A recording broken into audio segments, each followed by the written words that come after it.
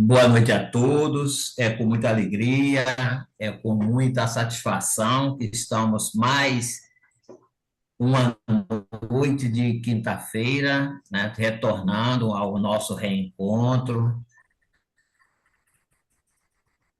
É com muita gratidão que encontramos a todos e que recebemos também a nossa querida irmã Socorro, né, da Federação Espírita do Ceará, né, essa terra maravilhosa, que estará conosco facilitando para a gente o capítulo de hoje. Temos na harmonização a nossa querida Rita Zambuja, na prece inicial Eugênio e na prece final Francisco Sena. Que nós possamos, nessa noite tão maravilhosa, né, de ambos extremos, lá em Fortaleza, deve estar uma noite maravilhosa, né, com aquele misto de calor com um vento, né, que é É, muito gostoso e propício do Ceará, e na nossa terra maravilhosa, que está já esse frio gostoso, nós possamos abrir nossos corações, as nossas mentes, para receber tudo que a Socorro trouxe para dividir conosco. Rita, é com você, minha querida. boa noite a todos. Do livro Minutos de Sabedoria, de Pastorini 213. Mantenha-se calmo e sereno em qualquer circunstância. Quando qualquer aborrecimento o atingir, como primeiro remédio, procure conter seu corpo físico. Não fique passeando de um lado para outro, torcendo as mãos, esmurrando a mesa. Não. Sente-se e esforce-se por ficar imóvel alguns minutos. Verá como conseguirá grande parte de sua serenidade. Mantenha-se calmo o mais possível e o problema se resolverá por si. Que assim seja. Graças a Deus.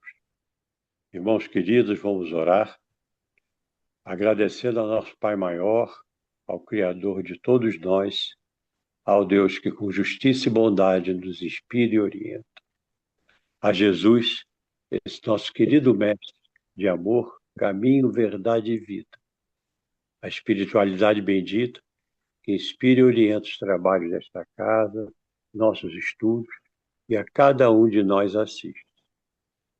Gratidão. Gratidão pela oportunidade de estar mais uma vez reunidos para ouvirmos os estudos da nossa irmã Socorro, que nos trará hoje, certamente inspirada por aqueles que junto a ela trabalham, a melhor palavra para os nossos ouvidos. Cada um de nós possa absorver do estudo desta obra maravilhosa do nosso irmão André Luiz, aquilo que for próprio ao nosso momento evolutivo. E assim, agradecidos, pedimos a permissão para dar início aos estudos desta noite, dando graças a Deus, Senhor, e que assim seja. Obrigado, Eugênio. Obrigado, Rita. Como bem Eugênio colocou na sua prece, é com muita gratidão que recebemos socorro. Ela que irá apresentar para todos nós o capítulo 33, que é intitulado O Aprendizado. Mais uma vez, boa noite a você, Socorro. Muito grato por rever e por ter você dividindo o estudo conosco. A palavra é sua, minha irmã. Muito obrigada. Boa noite a todos que chegaram um pouquinho depois da nosso bate-papo, né? E é sempre bom, e é vocês que me presenteiam, é vocês que me ajudam, porque vão trazendo as obras e a gente vai relendo, né?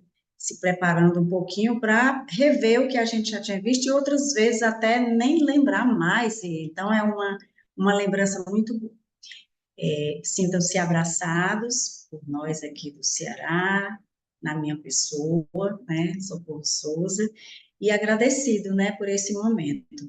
Eu pensei nessa reflexão da noite de hoje, começar por assim, uma discussão, não seria uma discussão, uma apresentação do que seria aprendizagem. É tão interessante esse capítulo, eu achei ele muito interessante, né? Porque, assim, Você definir ou determinar um capítulo com o nome de aprendizado é, ou aprendizagem, é algo assim, tipo, presta atenção, lê a história, mas tira daí a lição que é mais importante, né? Que é a mensagem que fica para nós. Então, eu fui, dentro da história, dentro do fato narrado, eu fui fazendo algumas complementações e alguns casos até que a gente conhece que tem uma similitude com o caso narrado aqui por André Luiz, né? Então, entre o céu e a terra, há muita coisa para a gente aprender, na é verdade? Vocês leram no capítulo 32, né? Vocês já viram, né? Lá no capítulo 32, falando da doença de Júlio, né? Falando da primeira mulher de Amaro, né? Que foi Odile, que desencarnou, teve 2 filhos, né? Eveline teve o Júlio, né? E aí, uma das coisas que o livro já começa a abordar desde cedo é aquela pergunta, André Luiz, bem curioso, e graças a Deus que ele é curioso, porque na curiosidade dele a gente vai aprendendo, porque as perguntas que ele faz, talvez a gente tenha que fazer, né, sempre na vida. E aí ele pergunta, ele indaga Clarencio, né? Clarencio, naquele momento em que a criança está partindo, se desligando do corpo, eu achei muito interessante quando Odília recebe, né, que a mãe que já desencarnou, quando ela é a primeira mulher de Amaro, ela recebe Júlio nos braços, né, e ele percebe, André Luiz percebe aquela tranquilidade, aquela calma do Júlio ali, como se tivesse, assim, muito harmônico, depois de tanto sofrimento, né. E aí eu vou me lembrar, e vocês também devem lembrar, do relato de Sansão, né, lá no Céu e Inferno, que é os espíritos felizes, né, o relato que ele faz a Kardec. Ele havia se comprometido com Kardec, quando ele desencarnasse, ele o evocasse, para que ele viesse dizer exatamente como foi que aconteceu aquela passagem, né, e para Samsung, que era um espírito que passou muito tempo doente, mas era lá da sociedade e era também uma pessoa boa, uma pessoa dedicada, ele conta que essa passagem não foi tão dolorosa, não foi dolorosa para ele, né? E que é interessante é que logo depois ele consegue se comunicar, e muito rápido, né? Consegue se comunicar. Então, Júlio, apesar de não ter condições de se comunicar, mas ele dava ao corpo físico e também a impressão ou a expressão de uma tranquilidade. E aí é engraçado que o Clarencio vai dizer, ora, mas ele já se reajustou, né, com a lei, a existência, com essa última existência, ele está reajustado. Isso é a cara de quem é feliz. Isso é a cara de quem deu conta do seu trabalho, do seu papel. E eu fico pensando, meu Deus, uma das coisas que eu penso sempre assim, quando a gente deixa o corpo, como será que a gente chegará lá? A gente deu conta da nossa tarefa? Será que a gente fez tudo o que tinha que fazer? O que a gente fez, fez com amor? Né? O que a gente fez? Ou então, a gente teve uma doença demorada, de longo curso, a gente foi paciente o suficiente? A gente foi se acostumando com ela? Quer dizer, todas essas questões, elas devem passar pela nossa cabeça, porque faz parte da nossa realidade, né? Não é um contexto distante nem de ontem nem de hoje, é de sempre, né? Então, quando ele diz assim, ele reajustou-se para continuar na luta regular. Então, a reencarnação para ele, e aí outra coisa interessante, aqui tem um conhecimento, tem uma aprendizagem, né? Porque o que é aprendizagem? Eu me aproprio da informação, do conhecimento, daquilo que estou tomando conhecimento pela primeira vez, eu reflito sobre isso e depois eu memorizo. Então, é mais ou menos como Alcione, lá no livro Renúncia, quando ela falava sobre o Evangelho. Conhecer, meditar ou refletir, tanto faz, sentir e viver, né? Então, como a gente, quando toma conhecimento, se apropria ou toma conhecimento de alguma coisa, a gente pensa naquela coisa, analisa, amadurece, matura, e aí, quando a gente realmente compreendeu, aí a gente memoriza, né? Então, ele aprendeu. Então, a reencarnação para ele, para Júlio, foi expiação, quer dizer, ele precisava resgatar E especificamente o suicídio, o último suicídio, aquela perseguição que ele teve a Mara, aquela desavença, animosidade, né, que passou muito tempo para ele conseguir. Então, foi uma expiação para ele, todo o sofrimento na carne, mas é uma expiação, e aí o Clarencio vai naquele ponto-chave, né? Para quem foge, isso é importante que a gente preste atenção, para quem foge ao aprendizado. Expiação para quê? Para quem foge ao aprendizado. Quantas vezes nós já fugimos nas nossas existências passadas do aprendizado? E será que agora estamos realmente aprendendo, né?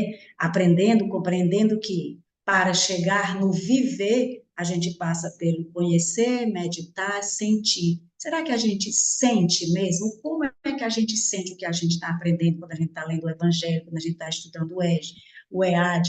Aquelas lições tocam a gente lembra delas depois, quando faz a relação com a gente. Então, ele diz, é uma expiação, Clarencio diz, mas também é um remédio, e eu achei muito interessante ele falar desse remédio curativo.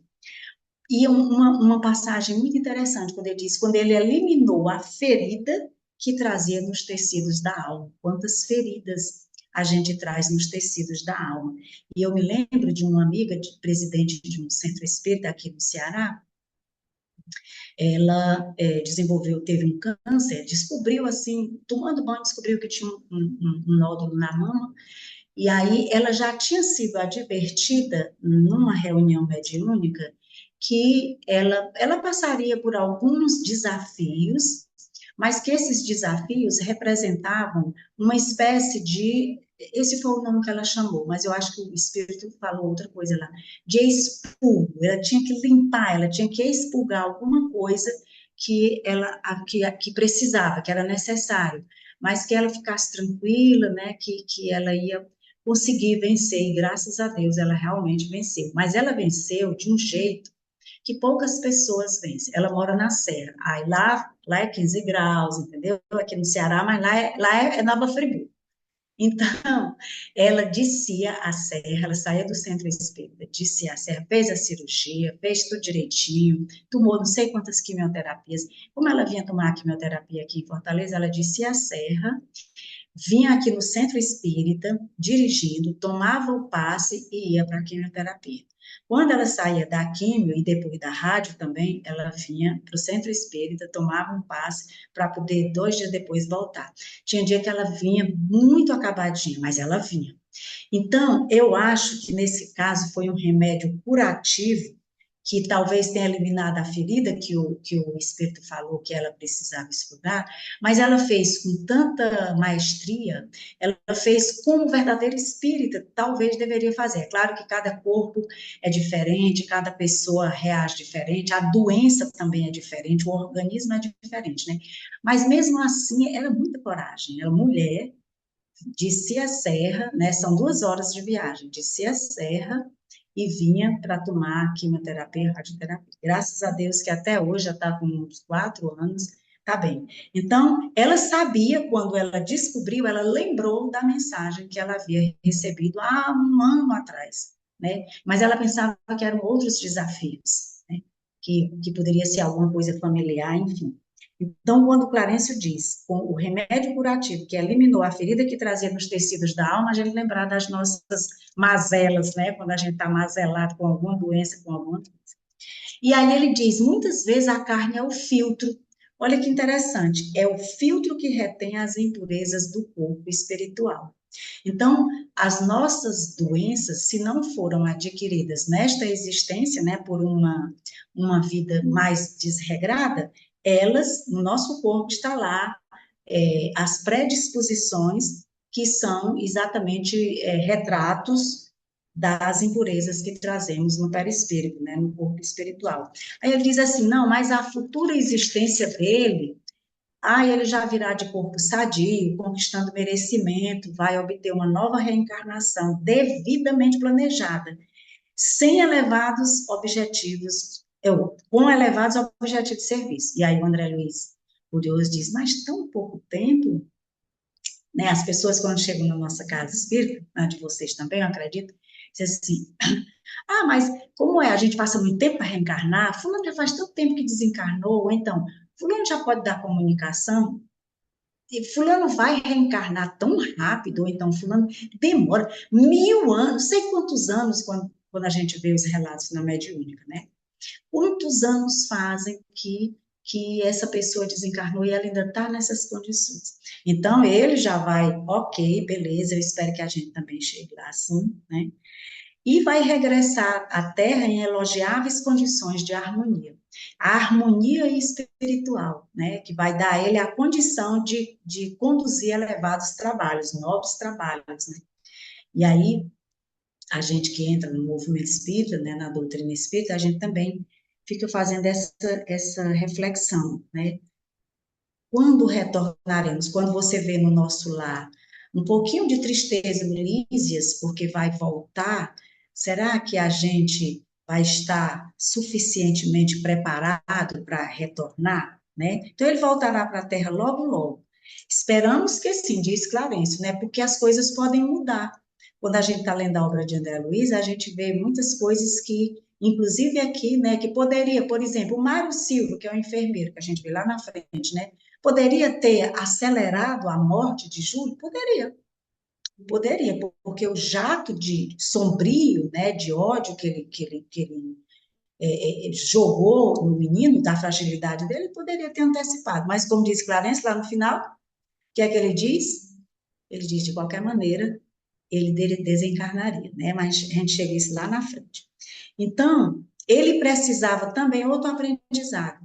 Era expiação, era curando as feridas da alma, né? E outra coisa, teria que reviver novamente com a Mário Zulmira e o Mário Silva, que era o enfermeiro, que é o enfermeiro. Então, era preciso voltar e confraternizar com ele, segundo o amor que o Cristo nos ensina.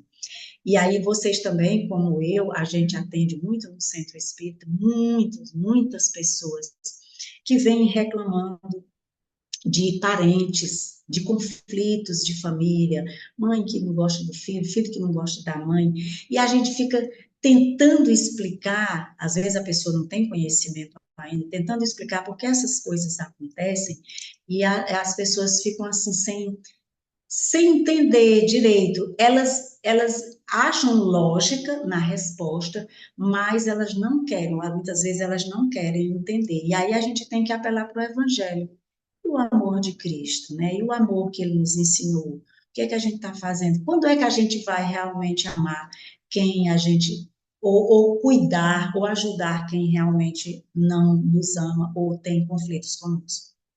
Então, essas moléstias longas, né, que ele diz aí, como aleijões de nascença, síndromes de Down, que naquela época ele usava o termo embolismo, né, a paralisia. E aí eu me lembro também de uma história não, de um caso de uma prima da menina que faz a unha lá perto de casa. Quando ele diz assim, às vezes é tão grande a incursão que o espírito passa nas zonas umbralinas ou nas regiões de sofrimento, que eu gosto de chamar assim, regiões de sofrimento e desequilíbrio, que para voltar à normalidade demora, né? Então, ele passou muito tempo, porque ele já tinha também se suicidado de uma outra vez. Então, era assim meio rebelde em relação àquilo que ele não aceitava. Embora, nessa última, vocês já vêm lendo o livro, saibam que Amaro e Zulmira foram responsáveis, né, pelo desregramento com que ele levou a vida, e por isso ele se suicidou-se, né, ele suicidou-se. Aí ele diz assim, às vezes é tão grande essa incursão. Eu tive contato com essa pessoa que teve um filho que nasceu normal, com 9 meses e tal, mas quando ele nasceu com as costas abertas. Um furo no coração, como se uma bala tivesse entrado aqui de lado e perfurado o coração na lateral, aqui do lado esquerdo, e as costinhas toda aberta. Ele respirava, ele se movimentava, mas as costas eram abertas, ficava muito evidente, até os órgãos a gente via pelo corte, né? Era como se fosse um corte. E aí o médico disse, essa criança não, disse para a mãe, essa criança não vai sobreviver, ela nasceu com essa má formação, mesmo que a gente faça a cirurgia, ela não tem condições, porque o ar fica entrando, né, muitas impurezas e tal. E ela sobreviveu, ela ficou, parece que 8 dias ainda, e ela desencarnou. E a mãe, era o primeiro filho, também desesperada. Mas por quê? Porque eu sou normal, eu não tive problema nenhum, a gravidez foi perfeita e tal. Aí lá vai eu explicar. Exatamente, essa criança deve ter tido algum problema na outra existência. E ela, às vezes, eu, para suavizar o choro da pessoa, assim, eu digo assim, então ela pediu para renascer nestas condições, para ir equilibrando aquilo que ela desequilibrou no passado. Talvez, se você voltar a engravidar, ele volte, aí volta perfeito. Então, ele vem ainda recuperando alguma coisa do perispírito. Não necessariamente um suicídio, mas pode ter sido muitos homicídios, pode ter feito muito mal a muitas pessoas, pode ter cortado gente, enfim, são tantas coisas.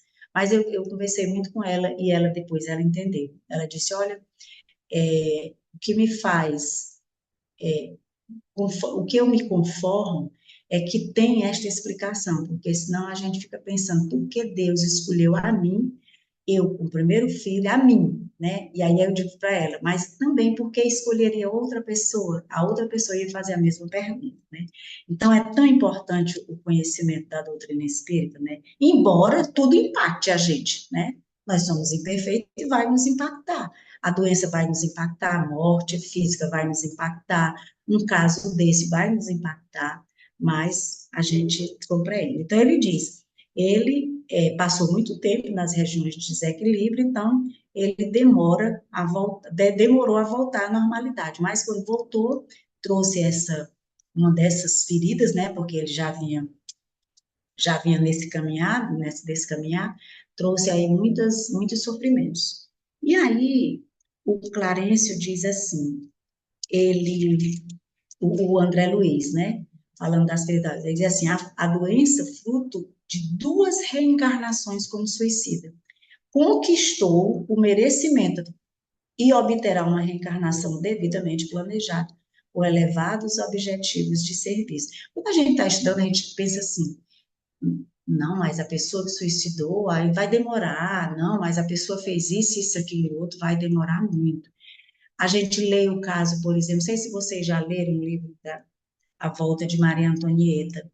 Maria Antonieta, não sei se vocês já leram esse livro, né? É bem interessante. Ele é pequenininho, conta a história, né, do Luís XVI, a vida de Maria Antonieta e tal, e quantas existências eles passaram se recuperando para retornar.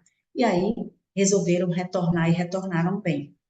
E aí, sobre o tempo, né, o tempo e as incursões da alma nessas regiões, a gente diz assim, o tempo, para nós, é muito diferente do tempo, né, do tempo no plano espiritual. Para eles é assim, é rápido. Fulano vai ali na Terra, vai passar uma temporada de 70 anos, para nós, assim, 70 anos, 80, 100, é muito tempo, mas a gente quer viver esses 100 anos, né? Eu acho que todo mundo aqui quer viver lúcido, andando sozinho e fazendo as coisas, né? Como, talvez a gente não chegue como um Divaldo, né? Mas a gente, ou um Chico Xavier, mas a gente tem vontade. Uma vez eu pensei assim, oh meu Deus, a gente ficar doente, tem tanta coisa para fazer, é tanta gente para a gente ajudar, é tanta coisa para fazer numa casa espírita. E aí, às vezes, a gente fica muito tempo doente. Ô, Senhor, será que o Senhor poderia trocar algumas das doenças nossas por trabalho? Mas se trocar por trabalho, tem que trabalhar. Não pode ficar. Eu não sei se ele trocou, né? Eu sei que eu já vou aqui bem pertinho aí de chegar lá nos 70 e vai aparecendo aquela mazelazinha aqui, lá, uma ou outra, mas a gente vai tocando o barco, né? Então, ele fala que a gente tem esse tempo, né, que a gente carrega. Tem uma pessoa que é na minha parenta, que ela diz assim, ela tem uma depressão terrível desde 14 anos, ela já tem 60 e poucos anos. Faz tratamento e ela diz assim, é muito tempo, eu carrego uma culpa que eu não sei de que é. Ela já fez tratamento, terapia psicológica, já foi para vários psicólogos, faz acompanhamento vive aqui na casa espírita. E ela diz, mas eu tenho uma culpa que eu não sei de que é essa. E ela já sabe, ela já leu e tal.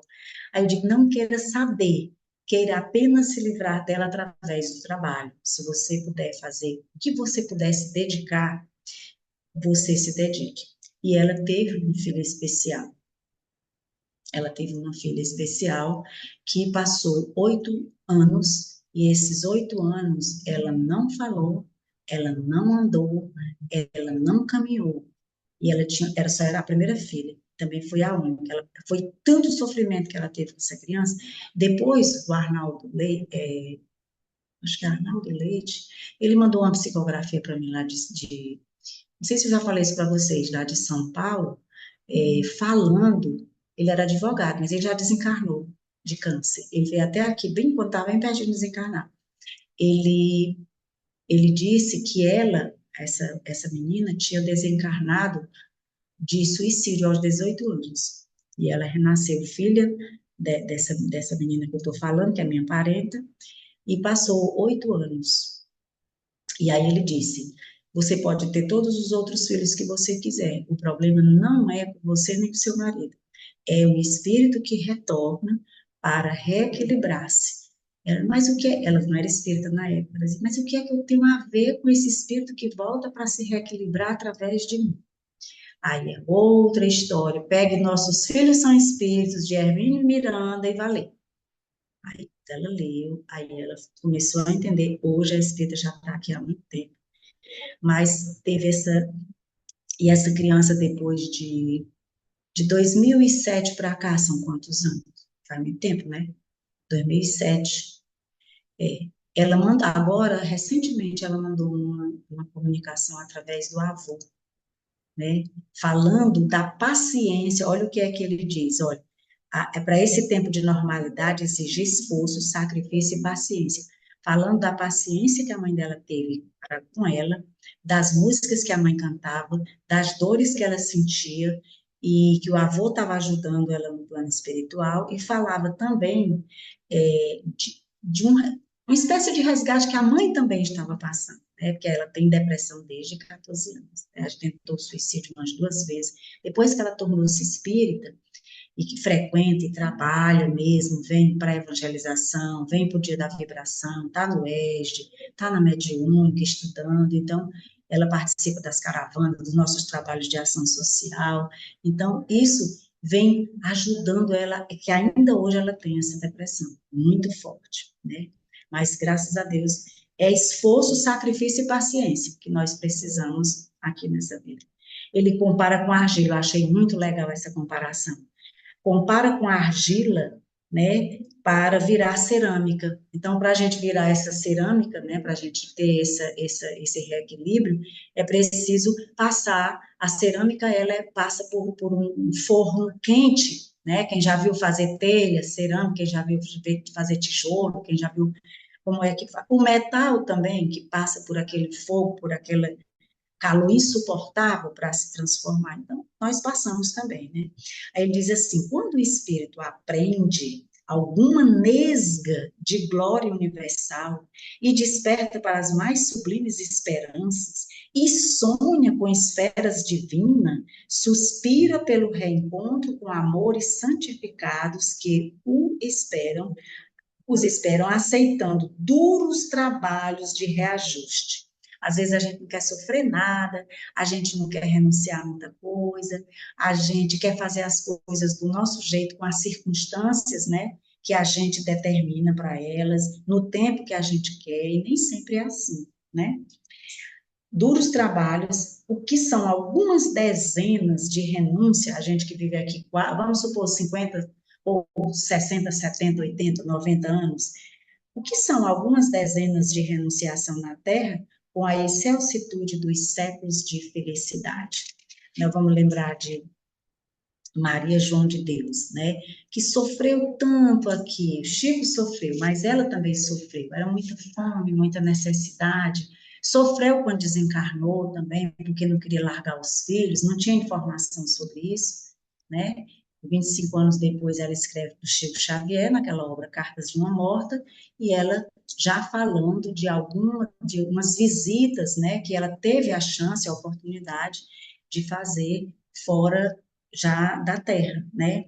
E aí tem aquela velha pergunta do André. É uma admiração. Se os homens percebessem, né, que os homens são rebeldes, os homens se revoltam, os homens mentem, os homens, a sociedade como um todo, né? E aí, eu fiquei me lembrando de outra história, eu tenho muitas histórias para contar dentro dessa leitura, né? É o Davi. Essa é uma história que está sendo vivida agora, real. A Camila teve um filho, ela teve muitas dificuldades, ela tinha um DIU, e o DIU furou o útero, e ela engravidou sem saber, achando que estava com outra coisa, estava grávida, e aí quando o menino já estava com 5 meses, aí o DIU saiu do lugar, furou, o médico não conseguiu tirar, os médicos não conseguiram, e ele furou a, o líquido amniótico vazou com 5 meses. Essa criança viveu 5, 6, 7, 8 meses sem líquido amniótico. Impossível para qualquer cristão, você imaginar uma criança sobreviver, monitorada pelos médicos, mas sobreviver, a criança não desencarnava. E a gente orava, e a mãe chorava, e aí eu pedia para ela orar. Eu digo, olha, esse é um lutador, ele vem lutando para sobreviver. Isso é uma oportunidade para você. Ela chorava muito, uma oportunidade para ele. A doença que ela teve também foi gravíssima, e foi nesse período que ela engravidou. Nem por isso que ela nem sabia que estava lá contigo. Então. Já vou que eu estou lá na minha filha. Tá. Não vejo gostoso. Então, o que aconteceu com o menino? Quando foi agora, há um mês atrás, o menino nasceu normal por parto normal, não precisou fazer a cesárea. Os médicos depois conseguiram tirar o DIU, ele nasceu com baixo peso, só aquela coisinha miudinha. Ele foi para a incubadora, lá ficou até começar a se alimentar, tirando leite da mãe e tal, e a mãe é evangélica. Mas as irmãs são simpatizantes da doutrina. E elas diziam assim, Socorro, me explica alguma coisa para eu poder explicar para minha irmã. Aí ela só dizia assim, o médico dizia, entregue a Deus, entregue a Deus. E ela dizia, eu não quero entregar para Deus, eu sou evangélica, mas eu queria que ele ficasse comigo, foi tanta luta, esse menino está lutando tanto.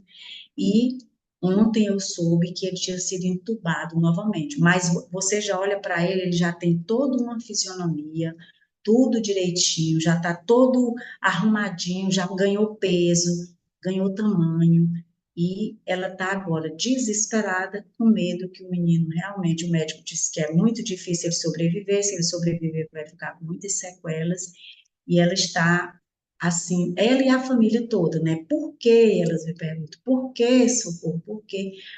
Eu digo, olha, gente, segundo a doutrina espírita, que a gente estuda, essa criança também, eu vou falar a mesma coisa, essa criança e a mãe estão passando por, eu não digo nem expiação, por uma aprovação, né, um grande testemunho. Essa criança, ela tem muita vontade de nascer, mas só o fato de ela ter vindo desse jeito e a mãe estar ali, com esforço, com a paciência, cuidando, isso para ela é uma purificação da alma, né? Eu tento usar a linguagem deles, né, que são evangélicos, e ela essa explicação. Eu digo, Deus faz alguma coisa mal feita? Você acredita em Deus? Acredita. Tem fé? Tem. E ele faz alguma coisa mal feita? Não. Então, se ele permite isso, alguma razão que vocês desconhecem, nós também desconhecemos, ele tem para que ele nasça assim. Então, tá, agora a gente está fazendo vibrações e tal, está lá na incubadora.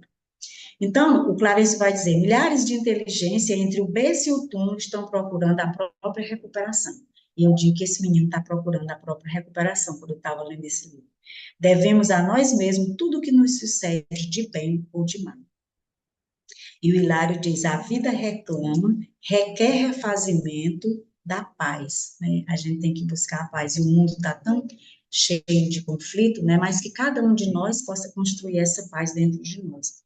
Ele diz, Júlio no passado arrojou-se ao despenhadeiro do suicídio, sob a influência de Amar e Zulmira, após se indispor com Mário Silva, que era o enfermeiro. Ele se dispôs com ele, e aí o Amaro aproveitou a deixa, né, e fez com que ele tomasse um rumo diferente, então ele ficou, né, suicidou-se e ficou perseguindo o Amaro, né. Agora ele vem e se reabilita com Zulmira, e ele diz assim, e também se reharmoniza com o enfermeiro. Mas vocês leram, né? O enfermeiro ainda não se livrou, e acho que no próximo capítulo, né? Vocês, se já não leram também, vão ver aí o sofrimento do enfermeiro e da própria Zulmira, que também não se conformou muito com. Na verdade, ela se sente culpada por não ter dado conta, né? De Júlio, para Júlio sobreviver nos braços dela, né? E aí ele pergunta, André Luiz, mas onde estaria Júlio antes de reencarnar? Nas regiões de sofrimento. Sofreu por muitos anos nos círculos vizinhos da Terra, as torturas do envenenamento no campo mental. O suicídio provoca dilatada purgação na paisagem espiritual. Quando não aproveitamos o tempo na Terra, devemos arcar com tremendos desequilíbrios na organização que nos é própria. E aí André Luiz diz assim, e ele sofreu só, ele sofreria sozinho? Clarencio, nem sempre. Uma hora ele sentia solidão, outra hora ele se ligava a Zulmira, a Mário Silva, né, pela ligação de desafeto, que eram os pontos básicos do seu ódio. E aí ele lembra, o que Jesus nos lembra, onde está o teu tesouro, aí está o teu coração. Então, se a gente pensa com raiva, com ódio, com mágoa, ou desfecha certos sentimentos e pensamentos ruins com outra pessoa, é óbvio que ali está nosso tesouro. E nosso tesouro é de raiva, de ódio, de mágoa, de sangue, de tudo, né? De falta de perdão.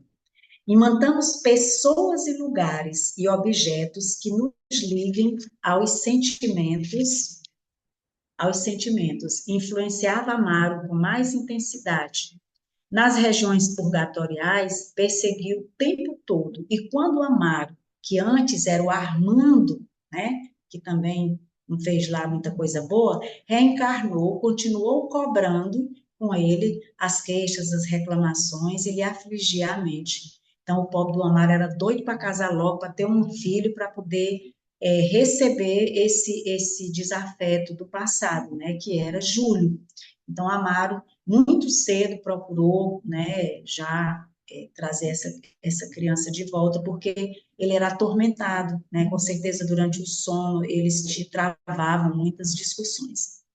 Então, entre credor e devedor, e aí a gente lê muitas, eu não estou lembrando agora qual livro, não sei se vocês lembram, de uma obsessão que durou não sei quantos séculos, era um padre e uma outra pessoa, uma hora como bispo, outra hora como padre, eu não lembro qual é o livro, Ardua Ascensão, não sei, não estou lembrando agora, mas eu nunca esqueci eu leio o livro todinho, mas nunca esqueci da quantidade de vezes que eles reencarnavam e travavam as mesmas lutas, as mesmas guerras, era uma briga ferrenha, até que no final eles conseguiram, né, se reharmonizar. Então, entre credor e devedor, há sempre um fio espiritual de compromisso. Às vezes a gente é assim, olha, eu acho que eu tô sendo perseguida por um espírito, pessoas que chegam aqui para a gente atender. E eu vim para cá para ver se vocês conseguem tirar esse espírito de perto de mim. Ó. E aí lá vai de novo a nossa explicação, né? Esse fio espiritual, esse espírito está ligado a você por um fio de compromisso. Então, comece a orar por ele. Ninguém vai tirar ele de você, é você mesmo. Aí toda aquela explicação que a gente já conhece. E aí ele faz uma reflexão, Clarence, sobre a juventude. Amaro teve juventude conturbada, cobrada por Júlio. Em sonho encontrava-se com ele e a ideia do casamento lhe chegou muito cedo. Muito jovem, encontrou Odília e com ela teve Evelino, porque a primeira filha foi Evelino. As vibrações dele eram muito pesadas e Odília, mesmo aguardando, consoante o acordo espiritual que havia firmado com ele, não conseguiu receber Júlio, mas ela ficou no plano espiritual assessorando, ajudando, né, lutando. Eu não sei se vocês lembram de um livro que o Chico Xavier escreveu, chamado Dos Hippies aos Problemas do Mundo. Não sei se vocês já leram esse livro, ele não é grande. Ele fala de várias coisas, da eutanásia, da homossexualidade, desse livro. Ele é um livrinho pequeno, mas tem muitas coisas que eram aquelas perguntas que eram feitas a Chico Xavier, e ele respondia, né, sobre desencarnação, sobre o tempo de retorno, sobre a Terra. E nesse livro, Dos Hippies aos Problemas do Mundo, tem uma passagem sobre os jovens, que ele diz assim: aconselhemos nossos jovens, amparemos os nossos jovens com nossas experiências e que eles nos amparem com suas forças e nos amem. Aí entra o nosso trabalho na Casa Espírita com a família e com a evangelização e a juventude. Vocês têm aí, né? Grupos de infância, pois é. Temos sim. Então, a Joana também tem uma página, vocês têm, né? Tem uma página sobre isso. Casamento sem inaptidão e as responsabilidades. Não escutam seus pais, que é o que a gente vê muito hoje, assim, um pouco a juventude meio perdida, meio, né, desvairada em algumas situações, não respeitam os pais, não escutam os conselhos, e às vezes, muitas vezes, vêm as gravidezes indesejadas, né, que eles dizem que é indesejada porque não era no tempo certo. E às vezes traz problemas para eles e problemas para a própria criança que está reencarnando. Bom, Rita já está aparecendo ali, está pertinho? Falta quantos minutos para a gente concluir? 19 minutos. Falta ainda 19 minutos, né? Pronto. Mas se vocês quiserem comentar, viu, gente, falar, pode falar. Tá bom? E aí, a Joana também tem uma página sobre os jovens. Certa feita, aqui em Fortaleza, tem um hospital chamado Hospital César Carlos. Ele é aqui no centro da cidade mesmo, aqui perto do nosso centro. E em 1959, no ano que eu nasci, não contem a minha idade, 1959, esse hospital pegou fogo. Por sinal, ele pegou fogo de novo agora. E um jovem que gostava muito de marinha mercante, ele estudava, estava querendo ser bombeiro, mas estava estudando, ele era estudante da marinha. E todo mundo tentando salvar as pessoas que estavam hospitalizadas, ele tinha 19 anos. Quando ele chega pertinho do hospital, todo mundo já tinha se afastado, porque o fogo estava muito grande, mas ele viu ainda uma mulher, uma criança, perto de um tubo de oxigênio. Acho que era de éter, ou era oxigênio, não lembro bem o que era. E ele correu para salvar.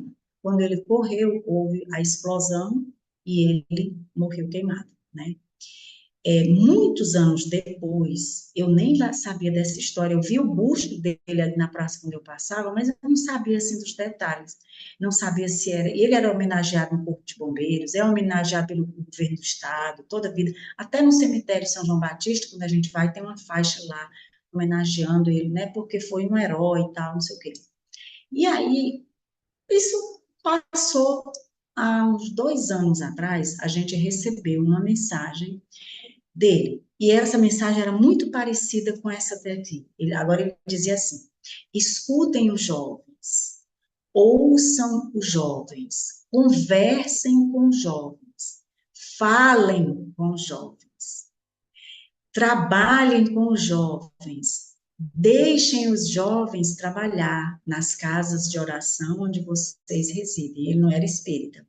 Ele pediu permissão para dar essa comunicação. E no final, ele falou o nome dele completo, falou que era da Marinha e tal e tal. E aí eu fui procurar o Luciano Klein, que é historiador, já foi presidente da nossa federativa, e se ele conhecia essa história e tal. E aí descobrimos, inclusive, uma sobrinha dele, que conhecia a história, a gente mostrou a carta, e ela disse, aí ele diz assim, eu sou jovem, na verdade, eu desencarnei jovem, mas eu continuo jovem.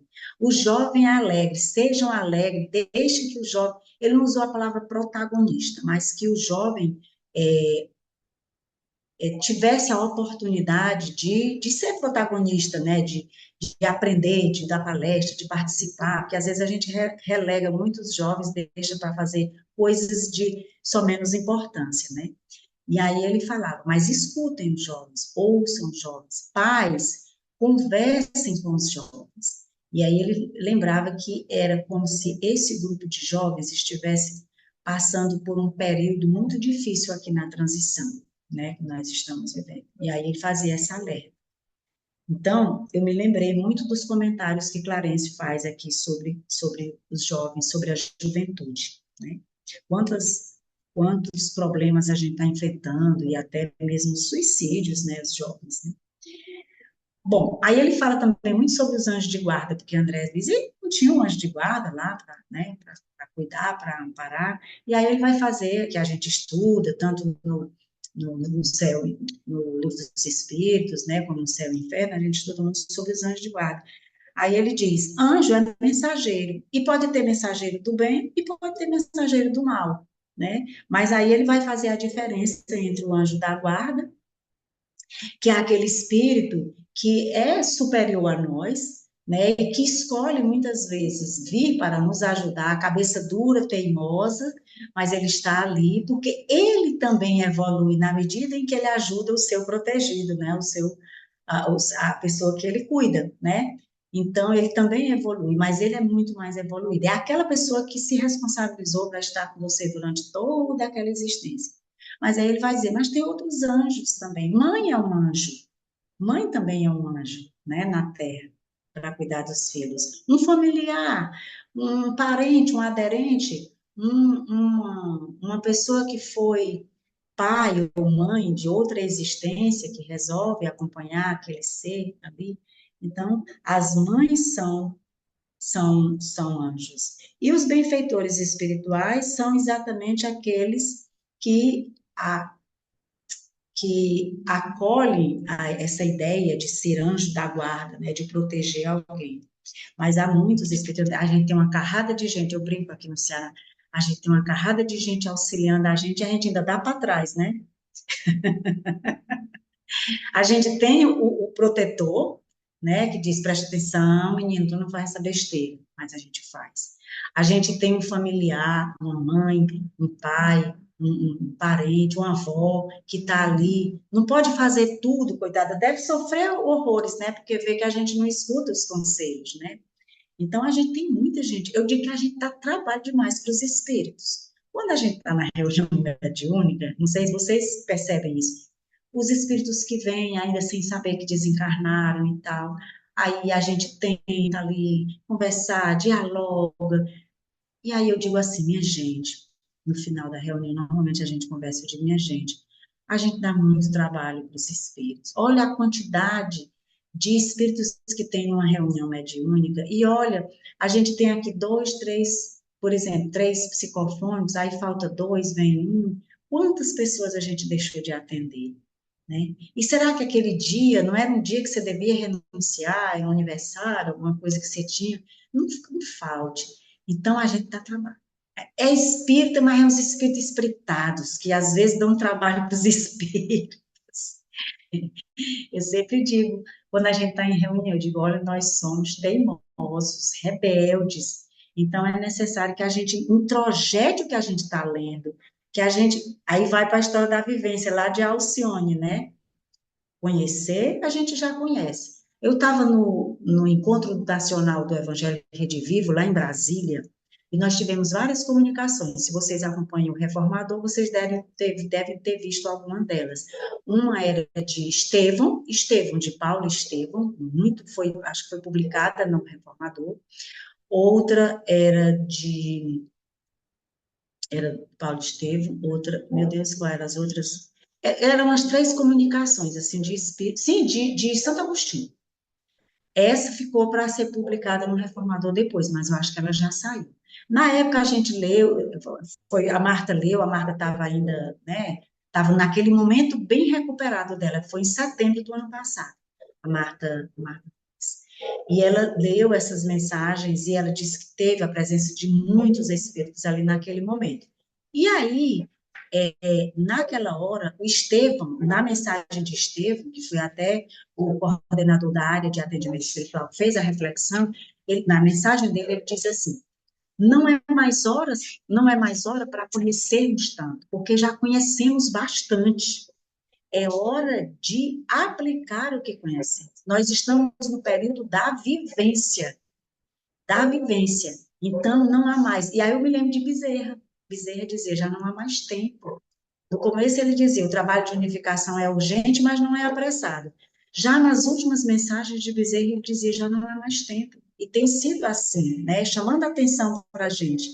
Então, já não há mais tempo. Então, que nós não percamos, né, o nosso tempo, deixemos de ser teimosos e cuidemos da vivência. Agora é hora de arregaçar as mangas dentro dos sofrimentos que a gente vive naquele dia, a gente se esforçar e ter paciência, e acudir, e acolher, e sair da nossa zona de conforto, né?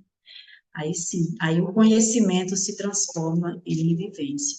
Então, Estevão dizia, vós já conheceis bastante, a gente já recebeu demais. Então, agora é a hora, nós estamos vivendo o momento da vivência. Bom, aí tem uma pergunta, né, que a Blandina faz assim, mas aí já é no finalzinho do texto, né? Será que o Júlio deveria mesmo desencarnar agora? Que aí eu falei no início, né? A gente fica sempre pensando, se fulano tivesse feito isso, se o médico tivesse chegado a tempo, se não tivesse, né? A gente sempre fica procurando uma justificativa.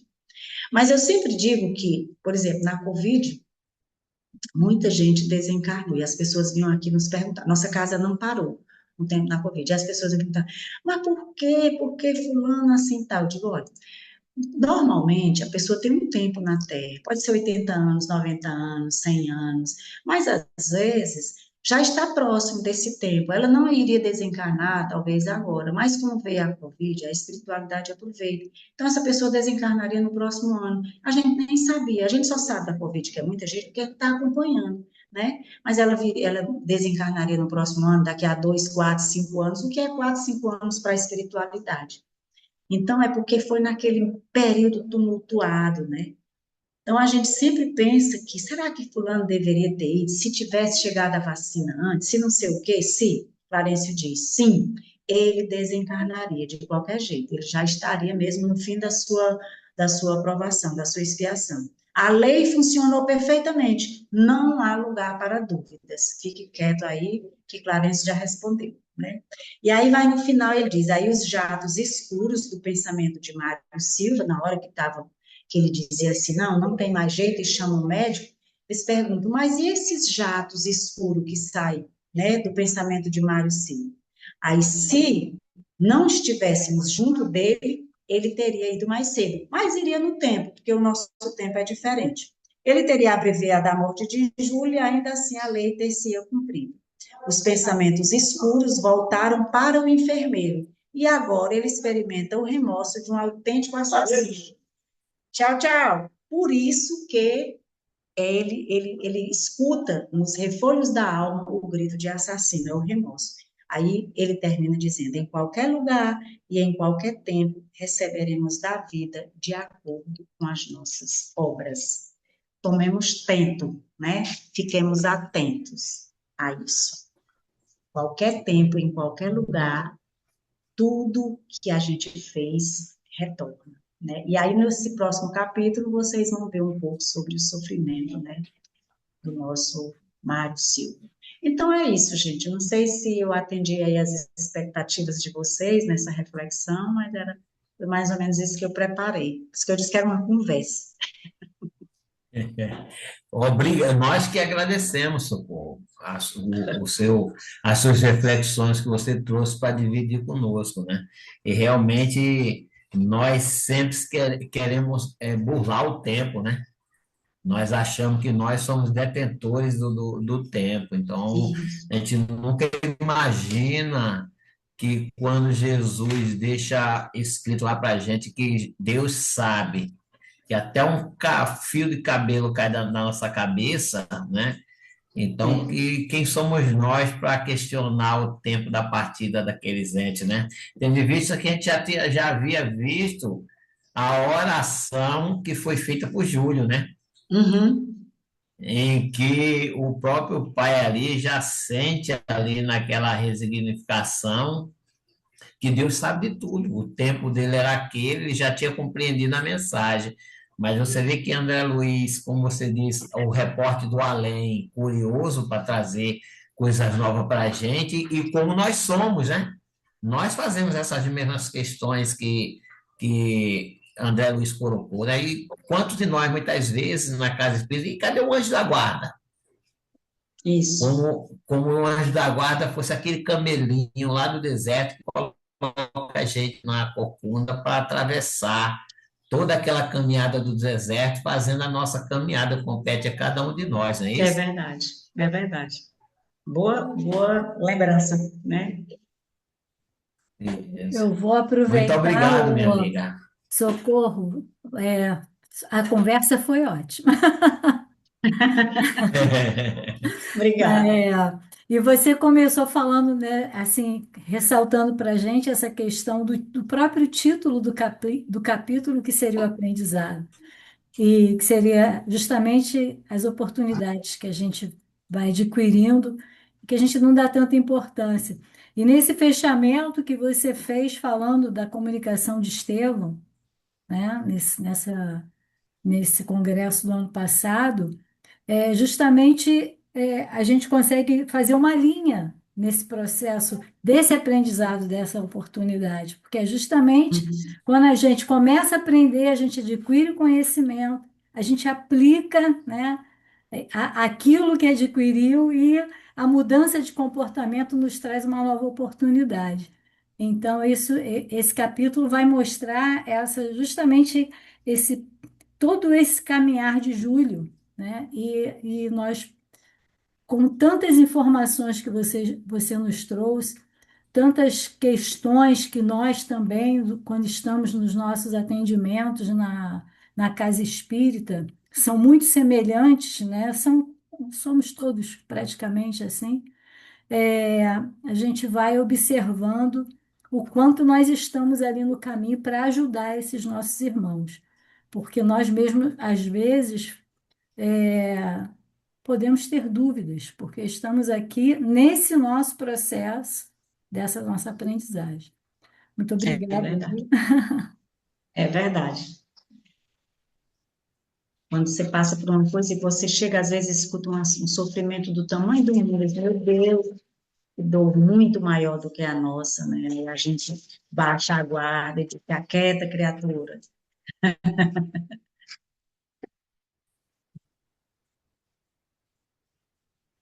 Socorro, só agradecimento mesmo pela sua conversa, né, esse esclarecimento, essa abordagem. É um capítulo que traz muitas informações e você conseguiu, né, em uma hora sintetizar tudo aquilo que a gente precisava, né? A gente leu, a gente destacou bastante coisa e você abordou tudo isso que a gente destacou do livro, né? Foi muito interessante. Uma coisa interessante também, né, que as pessoas estão muito interessadas em cura de corpos. Esquece que a verdadeira cura não é de corpo, é de espírito, porque se a gente não se melhora, né, espiritualmente falando, a doença vai vir a reincidência da doença, às vezes com mais agravamento. É Então, verdade. fazer isso, buscar, né, essa cura espiritual através da reforma íntima, através da oração, das meditações, mudança de hábito, né, de até mesmo selecionando a comida que se come, tudo Uhum. isso, né? Então as pessoas estão procurando assim, achando que o centro espírita vai fazer alguma coisa a mais que a pessoa vai sair de lá curada, mas É, elas não querem fazer o seu esforço próprio, né? Não quer fazer, exatamente. aspas, o seu sacrifício de se modificar, né? É, Aí depois sai, o centro é fraco, o centro não prestou, fulano não me é. entendeu, não sei, né? Vai Mas procurar outro centro. Não, eu quero ir em outro centro lá, que eu sei que lá tem cura. Aqui não atende segue com forte, pessoa mediunizada para falar se a gente tem algum espírito. Não, aqui é uma conversa fraterna e tal. né? Aí vai, não, depois nós vamos lá para outro centro que tem. Tá certo. o que a gente pode fazer. Tem livre-arbítrio e tem direito de procurar, ué, né? Isso, Tudo tem a sua normalidade. é verdade. Mas muito obrigado, tá, Socorro? Obrigado Eu que mesmo. agradeço. Eu que É sempre agradeço. muito bom te ouvir, tá? Ah, que E, bom. Eu gosto também de estar com vocês, que vocês é que me ensinam, que vão descobrir livros que eu nunca mais nem me lembrava que existia. Aguarde e nós, próximos convites. nós vamos até e a vida continua, Socorro. E nós vamos, É? e Coisa contamos com boa. você também nessas Coisa obras, nós vamos boa. até o final. Daqui a pouco eu vou cutucar vocês, que a gente vai começar aqui agora o estudo da Revista Espírita no campo Tá, experimental. joia. Tá Aí eu bom, já eu vou. disse, eu já disse pro pessoal que eu digo, ó, é 12 anos, viu? Ninguém desencarne agora, porque quem está estudando não vai desencarnar agora. Mas se desencarnar, vai continuar estudando espiritual. Mas, ô Socorro, se você quiser ajuda de doutor José Henrique, ele está fazendo um estudo dessa revista. Sim, da Eles Ele está estão revista. fazendo, né? apresentando, ele está apresentando lá para Iguaba Grande e outros lugares. Ele já tem todo o material. Aí, É, a FEB também. se Ótimo. você quiser, eu compartilho até o contato dele com você. Ah, tá, por favor. A gente tem o programa também da FEB, né? A FEB TV também está fazendo a revista Espírita, só que ela faz com.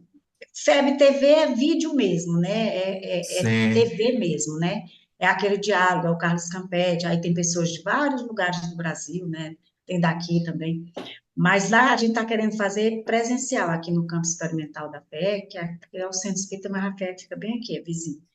Aí a gente está querendo fazer também, já temos assim a programação, mas se você puder mandar o contato, beleza. Quanto mais programas a gente tiver, a gente vai fazendo, vamos fazer uma reunião agora no sábado para começar a distribuir facilitadores. Eu digo assim, tem um tema tal, aí eu vou recorrer, eu já chamar aqui os meninos lá de Nova Friburgo para me ajudar nesse tema, porque a gente faz também, embora seja presencial, mas pode ter um conteúdo que possa ser online. A gente tem para isso o equipamento. E aí é ao mesmo tempo online e como se fosse aqui, né? É híbrido, né?